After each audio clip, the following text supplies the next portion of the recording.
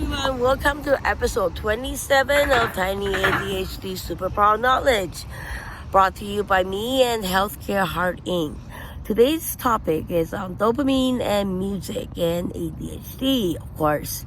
So, in previous sessions, episodes, I talked about dopamine spike, dopamine baseline, and how important it is for ADHD people to understand what is your dopamine baseline, especially when you're taking medications.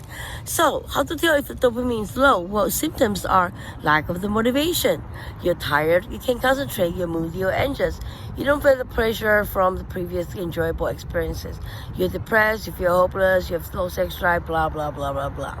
Causes of dopamine deficiency include sleep deprivation, obesity, drug abuse, saturated fat intake, and stress. There is actually no reliable way of directly measuring the level of dopamine in a person's brain, but there are some indirect ways. Some blood tests measure the level of neurotransmitters such as dopamine. However, these do not represent the level of neurotransmitters in the nervous system itself. So, does playing an instrument release dopamine? Well, it is well known that simply listening to music helps us relax and feel satisfaction by releasing the dopamine. The act of playing an instrument not only comes with this dopamine release, but many other educational benefits as well. So what type of music releases the most dopamine? Some say rock, some say classical, some say jazz.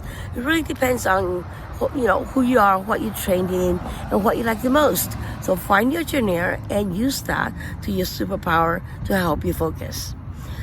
Now I'm going to talk a little bit about gray matter and white matter, and you can look it up yourself in more detail. So does playing an instrument increase gray matter? The study found an increase in gray matter in many areas of brain of professional musicians. The amateur musician has less gray matter in those areas, and the non-musician has the least gray matter. According to this study, radiology, gray matter provides us with information processing power, hence part of the executive functioning. Do musicians have more white matter? In addition, the corpus callosum is a white matter pathway that has shown differences as a result of early musical training. The anterior half of the corpus callosum is larger in musically trained adults, especially in those who started musical training before the age of 7, hence the ability to develop your perfect pitch prior to 3 to 5 years old. What music do happiest people listen to? Well, like I said, it really depends on your genre.